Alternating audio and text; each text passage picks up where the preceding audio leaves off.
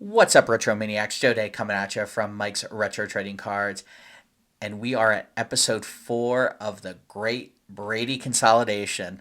On this episode, we are going to talk about what Brady rookie cards are not leaving my personal collection. But before we get to that, hit the music.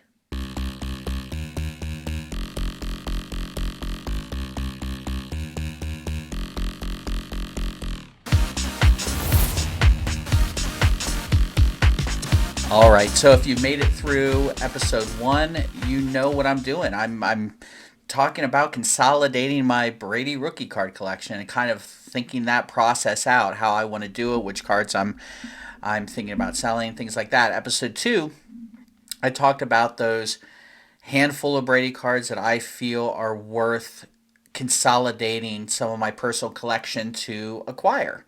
And then episode 3, we talked about the ones I'm pulling off the shelf. I'm putting on eBay. I'm putting on Veriswap. I might even put on Twitter.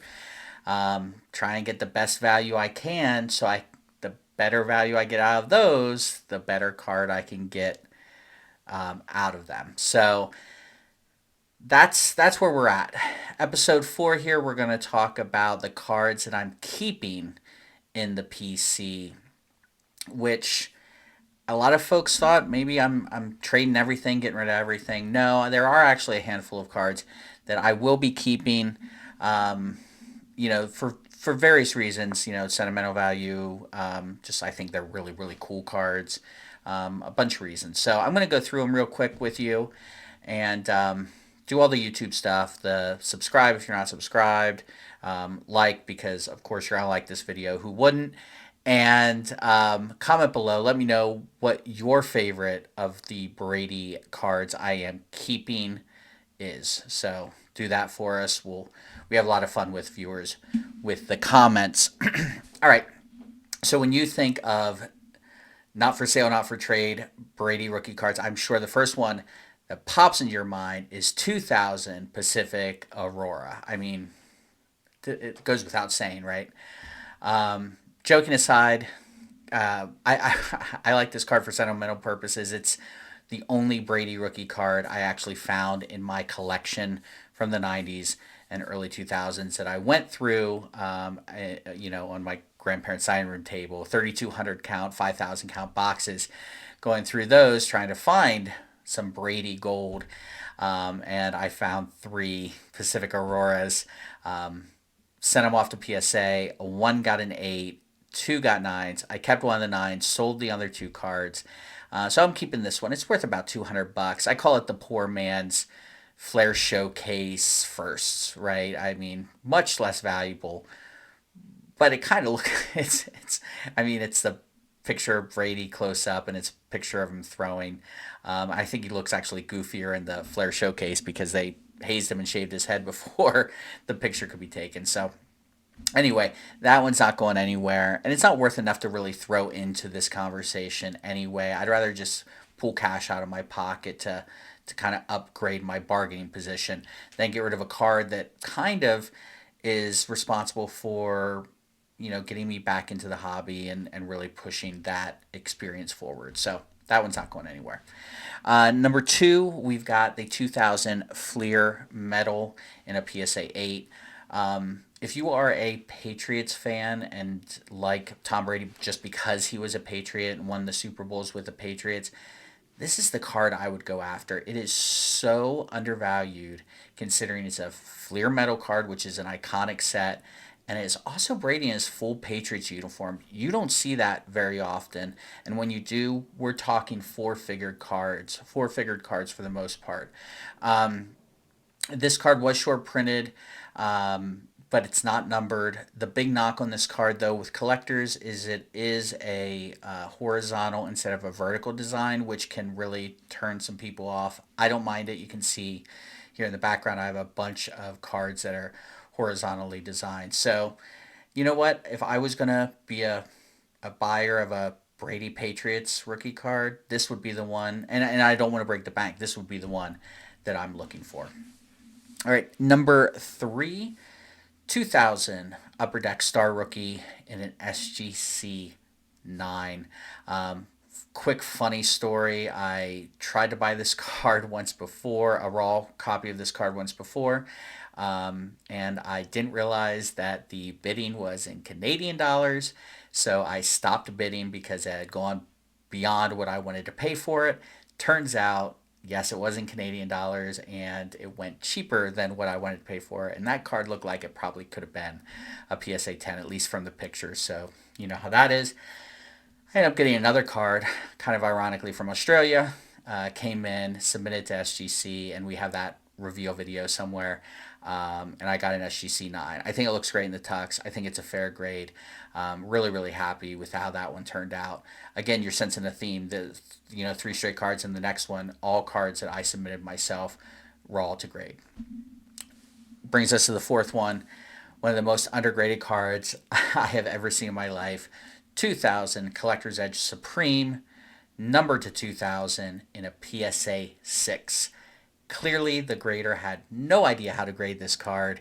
I think the grader thought that it was severely off-centered because the right triangle goes all the way to the top. The left triangle only goes about 2/3 to the top. So I do really believe that they thought it was really, really off-centered. It's not. That's how it's designed.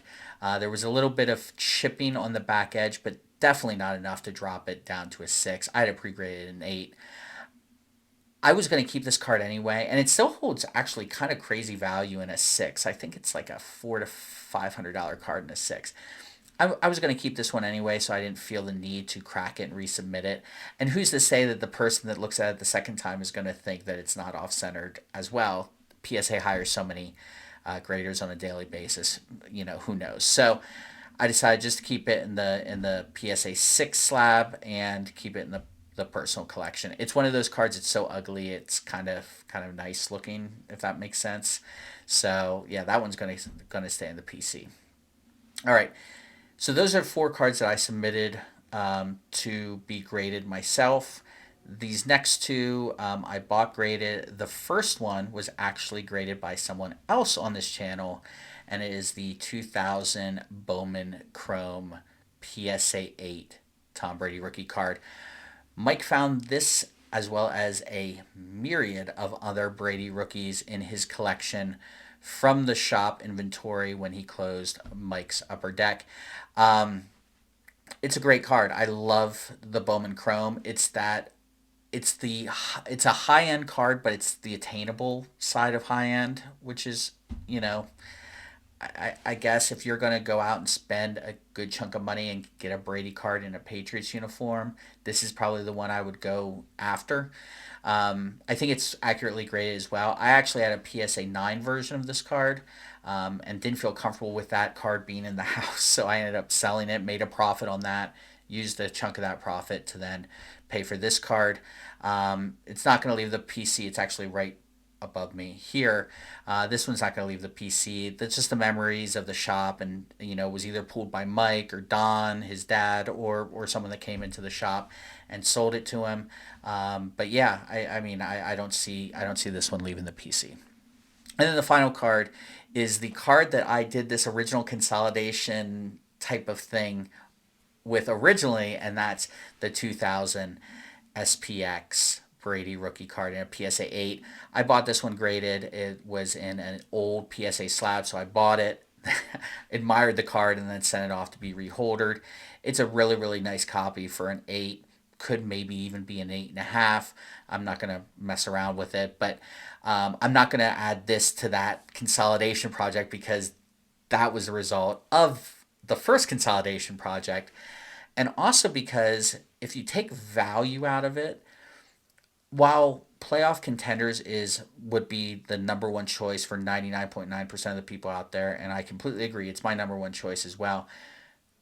Number 2 for me, in terms of the look of the card, is SPX. I like it.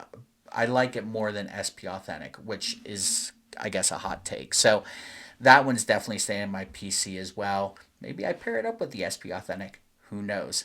But that's all I have for you today.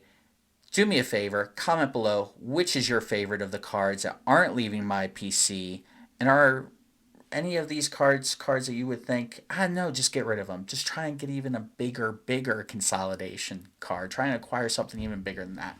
So leave the comments, hit the likes, do all those things, and we'll catch you episode 5, which I don't know what episode 5 is going to be yet. So we're going to find out together. We'll see you on the next one.